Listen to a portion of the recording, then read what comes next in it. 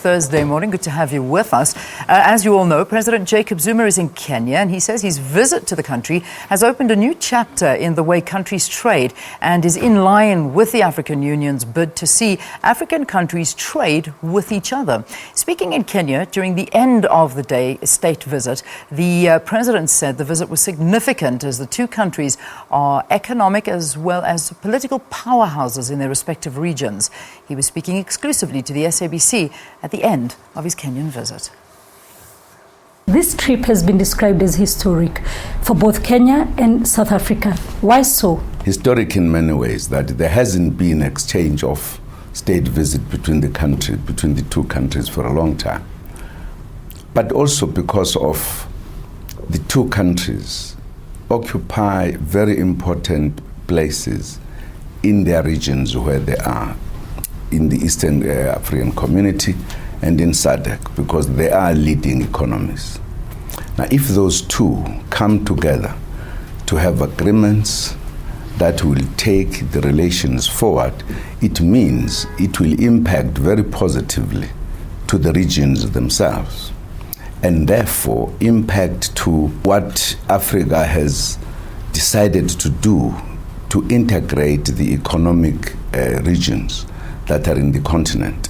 And as you know, 3 of those are integrating, and of the 3, the 2 have these 2 countries. But also in terms of the closeness, in terms of the belief in the principles and democratic principles, etc., they are very close. And yet we also have economic interaction between the two countries.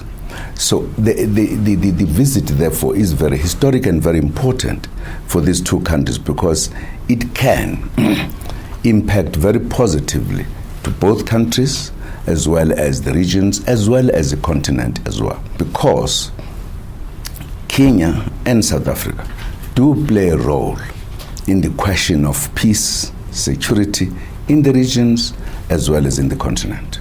Now, the main concern for Kenyans was the visa issue, but you went beyond visas as the two heads of state, and there are other agreements that you signed. Tell us about some of the agreements that you signed. Firstly, we discussed a great deal the issue of freeing the movement between the two countries, movement of goods and people.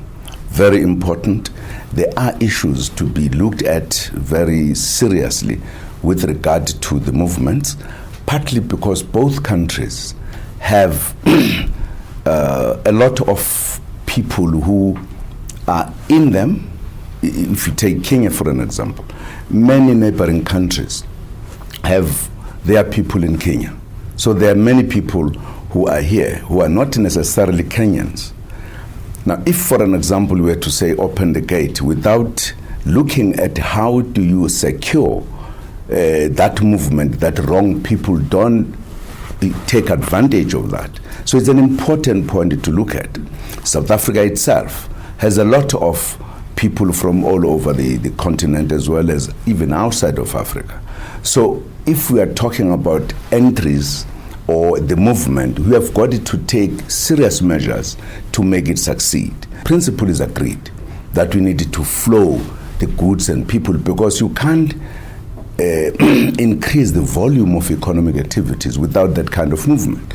So that's an issue we were talking about. So there is no debate whether this should not happen. That is why, from the South African side, there are particular categories of people here, business and others, that have been given that kind of free coming in, making it easy for them to come in and out.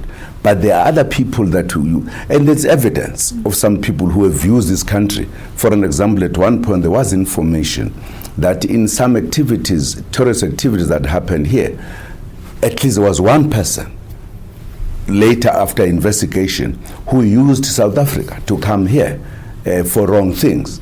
Insofar as agreements is concerned, you realize that among them, police and defense, because we also, as the countries with the capacity economically, we have to ensure that we grow our security capacities as the two countries, and see how do we coordinate this. We also discuss a number of issues with the president.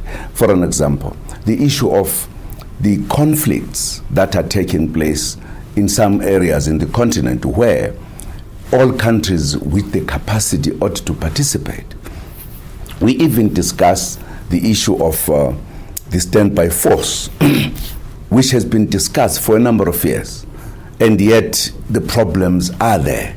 And then discuss the importance of a capacity like ASRIC, which the countries that have the capacity could move without depending on the resources from other countries who have conditions.